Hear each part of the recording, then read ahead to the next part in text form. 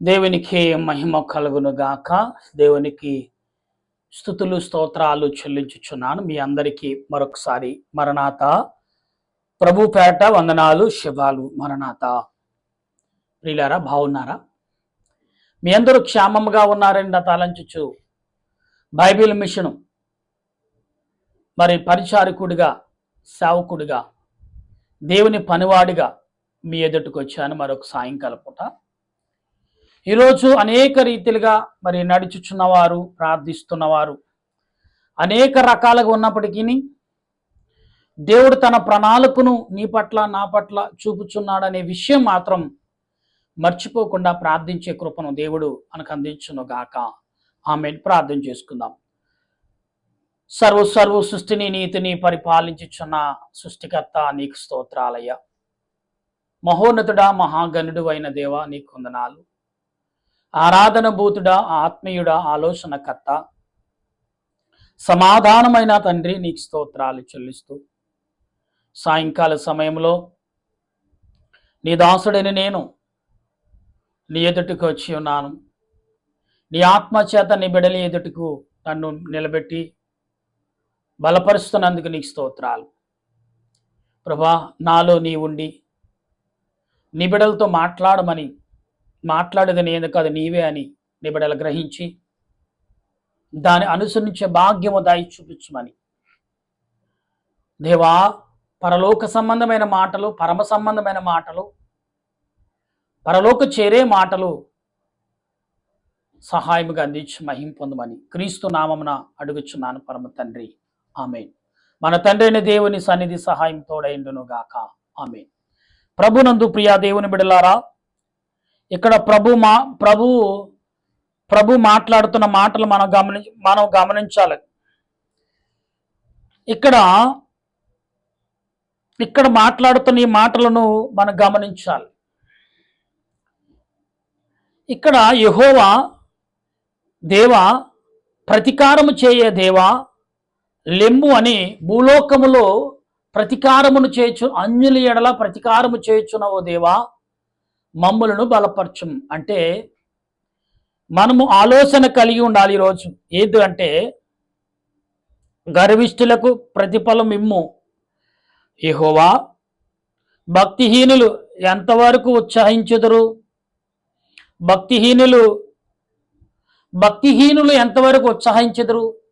రెండోసారి కూడా అంటున్నారు, భక్తిహీనులు ఎంతవరకు ఉత్సాహించుదురు. అంటే భక్తిహీనులు, భక్తి లేని వారు దేవుని పట్ల ఎంతమంది ఎలాగుంటారు. అందుకే ఈరోజు అంశం ఏంటంటే దేవునికి మొరపెట్టుట. ఈరోజు అంశం హెడ్లైన్ రాసుకోండి, దేవునికి మొరపెట్టుట. దావీదు గారు దేవునికి ఏ రకంగా మొరపెట్టాడు? దావీదు గారు దేవునికి ఏ రకంగా విజ్ఞాపన చేశాడు? దావీదు గారు దేవుని పట్ల ఏ రకంగా స్తుతి కలిగి ఉన్నాడు అని మనం ఆలోచన కలిగి ఉంటే, దేవుడు నీ పట్ల నా పట్ల చూపుచున్న ఈ క్రియలు ఎంతవరకు మనం ఎరిగిన వారిగా ఉన్నాం, ఎంతవరకు నమ్మకం కలిగి ఉన్నాం, ఎంతవరకు విధేయత కలిగి ఉన్నాం అనేది గమనిస్తే ఇక్కడ అంటున్నాడు, వారు ఒగరచు కఠోరమైన మాటలు పలుకుచున్నారు. దోషము చేయ వారందరూ బెంకములాడుచున్నారు. యెహోవా చూచుట లేదు, యాకోబు దేవుడు విచారించట్లేదని. ఇక్కడ యాకోబు దేవుడు అంటే గమనించట్లేదు, విచారము చేయట్లేదు, అంటే వీరిని పట్టించుకోవట్లేదు అనే రీతిలో ఈరోజు అందరూ కూడా మాట్లాడినట్టుగానే ఉంది. ఇక్కడ యాకోబు దేవుడు అసలు పట్టించుకోవట్లేదు ప్రజలని అని. ప్రియులారా, దేవుడు ఎన్ని రకాలుగా మనుషులు విడగొడుతున్నాడు. మనుషులు దేవుడు అన్నాడు, ఆయన అనే ఒక మాట, నేను అన్ని చోట్ల ఉన్నాను, అన్ని రకాలుగా మీకు కనబడతాను అనే మాట బైబిల్లో రాసున్నది లేదో దాన్ని బట్టికి నీ దేవుడు అనేక రూపాలు ఎత్తుతాడు కదా, అనేక రకాల్లో దేవుడు ఉన్నాడని భావించుచున్నారని. దేవుడు అన్నిటిలో ఉన్నాడు అని ఎలా చెప్తున్నాడు అంటే, సృష్టించింది ఆయనే, సృష్టికర్త ఆయనే. సృష్టికి మూలకర్త కూడా ఆయన అయినప్పుడు మరి అన్ని చోట్ల ఆయన ఉంటాడు కదా. ఇవ్వండి, ఏ వస్తువు అయినా ఏ బిల్డింగ్ అయినా ఎవరైనా కడితే ఆ బిల్డింగ్ పేరు ఆయన పెట్టుకుంటాడు. బిల్డింగ్ కట్టే బిల్డరు వారి పిల్లల పేర్లు, వారి తాతల పేర్లు, ముత్తాతల పేర్లు ఏదో ఒక పేరు రిజిస్ట్రేషన్ చేయించి ఆ పేరుని అక్కడ మరి నమోదు చేపిస్తే అంటిస్తూ ఉంటారు. అంటే అది పలానా బిల్డర్ వారు పలాని వారు కట్టారు అని. ఇవాళ దేవుడు భూమిని, ఆకాశమును, నీరును సర్వ సృష్టించిన ఆయనకి అన్ని చోట్ల ఉండకుండా ఎలా జరిగింది? అన్ని చోట్ల ఉన్నాడు కాబట్టే కదా. అన్ని చోట్ల ఉన్నాడు కాబట్టి అన్ని పనులు ఆయన చేయగలిగాడు. ఇక్కడ అంటున్నాడు, ఆయన ఏమంటున్నారు? యెహోవా అంటే ఇక్కడ అంతా స్పష్టంగా మాట్లాడుతున్నారంటే చాలా విధముగా మాట్లాడతా. దోషము చేసే వారందరూ బింకములాడు, యెహోవా చూచులేదు. ఇక్కడ యాకోబు దేవుడు విచ్చరాజు అనుకుని, యెహోవా వారు నీ ప్రజలను నలగగొట్టుచున్నారు, నీ స్వాస్యమును వాదించుచున్నారు, విధవరాండ్లను పరదేశులను చంపుచున్నారు. ప్రియులారా, ఇదంతా కూడా చాలా రకాలుగా మాట్లాడుతున్నారు. మనం ఆలోచన కలిగి ఉండాలి. ఇక్కడ ఏమంటున్నాడు? జనులారా పశుప్రాయులని మీరు బాధ పెడుచున్నారు, మీరు గమనించండి. ఈ మరి 94 అధ్యాయం 8వ వచనంలో కనబడుతున్న మాటలుగా మన ఇశ్రాయేలు ప్రజలు మొదట ఎవరు హింసించారు? ఈ వాక్యాన్ని బట్టి అని మనం అర్థం చేసుకుని ఐగుప్తు ప్రజలే. అయితే ఐగుప్తు ప్రజలను మనం వెంబడిస్తున్నామంటే అవును అని జరుగుతుంది ఈ లోకంలో.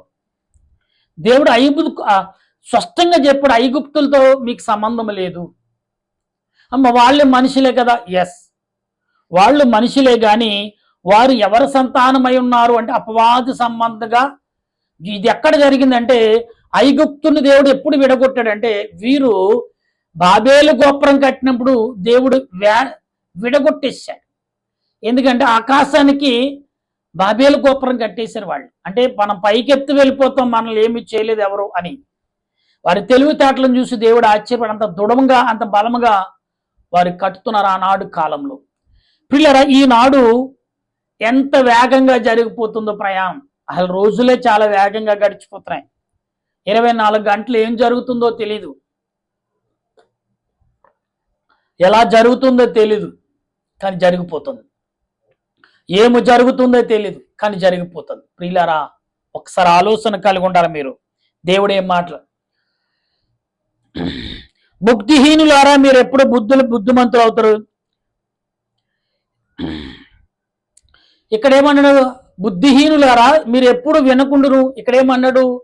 చెవులు కలగజేసిన వాడు వినకుండునా, కళ్ళును కలగజేసేవాడు చూడకుండునా, హృదయమును కలగజేసేవాడు ఆలోచించకుండా ఉండునా. నీ అవయవాలు ఏవైతే నువ్వు గ్రహింపు కలిగి ఉన్నావో ఇవన్నీ ఆయన కలగజేసినాయి. మరి నువ్వు గ్రహింపు కలిగినప్పుడు ఆయన గ్రహింపు కలిగి ఉండడా? నువ్వు చూసినప్పుడు ఆయన చూడ్డా? మరి ఆయన చూస్తున్నాడు కాబట్టి నీకు చూపు వచ్చింది. ఆయన మాట్లాడుతున్నాడు కాబట్టి నువ్వు మాట్లాడగలిగావు. ఆయన హృదయంలో ఆలోచించగలుగుతున్నాడు కాబట్టి నువ్వు కూడా ఆలోచించగలుగుతున్నావు. మరి నువ్వు ఏదో విచిత్రంగా నువ్వు ప్రవర్తిస్తే ఆయనకి తెలియదు అనుకుంటున్నావా? అయితే తెలియదు అనుకోకు. అందు చూడండి ఇక్కడ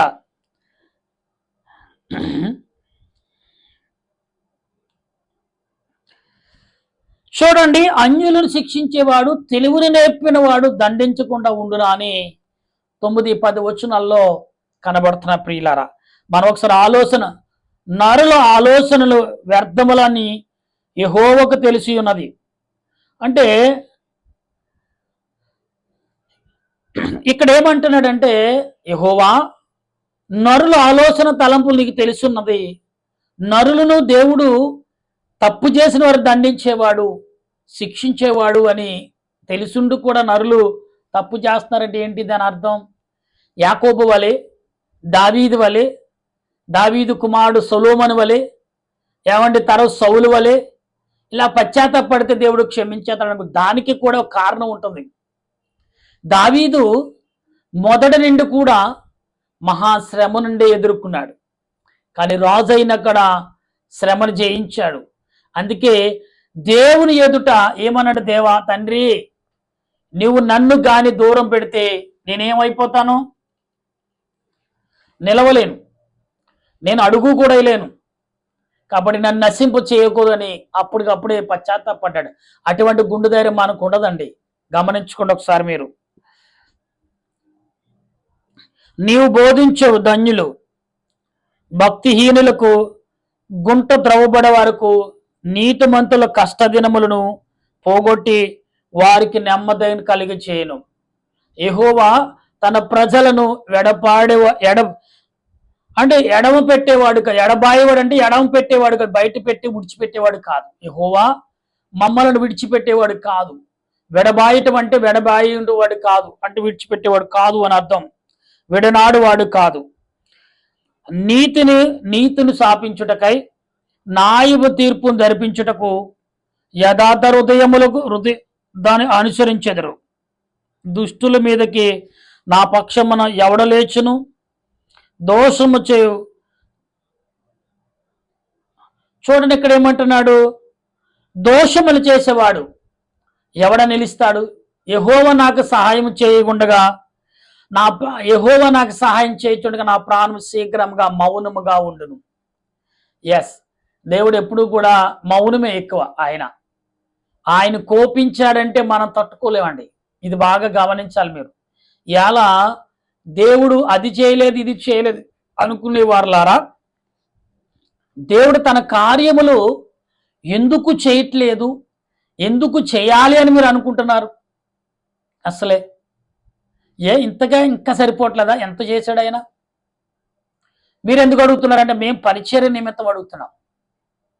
ఎందుకంటే దేవుని యొక్క మీ అందరి కొరకు ప్రార్థన చేయాలి. దేవుడు ఏ స్థలానికి మమ్మల్ని నిలబెట్టాడు ఆ స్థలంలో ఉన్న ప్రజల కొరకు మేము ప్రార్థన చేయాలి. ఎందుకంటే ఆ ప్రజలు నశించిపోకుండా కాపాడగల బాధ్యత మాది. వారి కొరకు, వారి బిడ్డల కొరకు, వారి పాపముల కొరకు క్షమించమని ప్రభువా, ఇదిగో నన్ను ఈ స్థలంలో నియమించావు కాబట్టి ఈ స్థలము ప్రజలను కాపాడుము దేవా అని మేము మొరపెట్టగలిగి ఉండాలి. అయితే ఇక్కడ ఏమంటున్నాడు ఆయన, అప్పుడు నివసించును నా కాలు జారునని నేను అనుకునగా యెహోవా నీ కృప నన్ను బలపరచుచున్నది.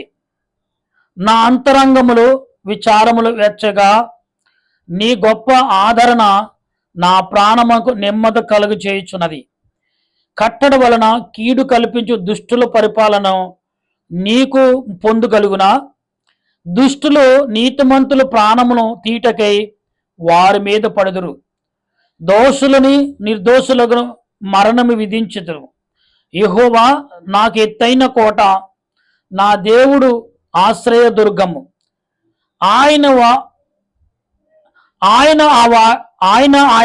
ఆయన వారి దోషములు వారి మీదకు రప్పించును. వారి చెడుతనములను బట్టి వారి సంహరించెను. మన దేవుడని యెహోవా వారి సంహరించెను. ప్రియులరా, ఈ మాటలు ఎందుకు ప్రభు నీతో నాతో మాట్లాడుచున్నాడు అంటే, ఆత్మ సంబంధుడైన దేవుడు, ఆలోచన సంబంధమైన దేవుడు నీ పట్ల నా పట్ల చూపుచున్న క్రియను మనం ఎరిగిన వారిగా ఉండవలసిన వారమైనాం. అందుకే ఇక్కడ ఏమంటున్నాడు ప్రభు అంటే, చాలా విషయాలు మాట్లాడతాడు. నీకు పొందు కలిగిన 20వ వచనంలో దుష్టులు చూడండి, దుష్టులు నీతిమంతులు ప్రాణం తీటికి వారి మీద పడుదురు. ఇవాళ ఎలాగుందంటే ప్రియులారా, చాలా దారుణంగా ఉంది ప్రపంచంలో. ఇది మన ఇండియాలో ఇంకా ఎక్కువగా ఉంది. ఎందుకంటే మన ఇండియా 4 తలంపులు కలిగిన ఇండియాగా ఉంది ఇప్పుడు. ఎలాగంటే మొదటేమో బుద్ధిజం, జైనిజం, తర్వాత బుద్ధిజం, తర్వాత హిందూయిజం, ఇప్పుడు క్రైస్తవిజం రాబోతుంది. అప్పుడు క్రీస్తు పరిపాలనలోకి మనం అందరూ ఎవడు క్రైస్తవుడో, ఎవడు మరి అన్యుడిగా జీవిస్తున్నాడు అనేది ఇక్కడ వేరు చేయబడుతుంది. ప్రియులారా, ఆనాడు యాకోబుకు తన మామ లాబాను ఏ రకంగా తన గొర్రెల్ని ఏర్పరచాడు, అలాగ మనల్ని కూడా దేవుడు జల్లిడు పడుతున్నాడు, జల్లించిపోతున్నాడు. దేవుడు గురువు గింజలేయో, గట్టి గింజలేయో, పుల్లి కాయలేయో, అందులో మంచి కాయలేయో, లేకపోతే గుల్ల కాయలేయో, గాలికి ఎరిగిపోయే కాయలేయో చాటలేసి అని చెరగబోతున్నాడు. ప్రియులారా, మనం గమనించాలి ఈ విషయాలు. గమనించినప్పుడు దేవుడు నీ పట్ల చూపుచున్న ఈ క్రియను మనం ఎరిగిన వారిగా ఉండాలి. అందుకే దేవుడు అంటున్నాడు, దేవునికి మొరపెట్టి, ఈరోజు అంశం దేవునికి మొరపెట్టుట. ఈ యొక్క దావీదు ఎన్ని రకాలుగా మొరపెట్టాడు. అన్యులను క్షమించు దేవా, అన్యులను మన్నించు ప్రభువా అని అన్యుల నిమిత్తమే బైబిల్ గ్రంథం ఎక్కువగా చెప్తుంది. ఎందుకంటే ఇవాళ ఎక్కువగా నశించిపోయేది, పాడైపోయేది, నాశనమైపోయేది, పాతాళంకు చేరిపోయేది వాళ్ళు ఎక్కువ కనపడుతున్నాయి ఈ రోజుల్లో.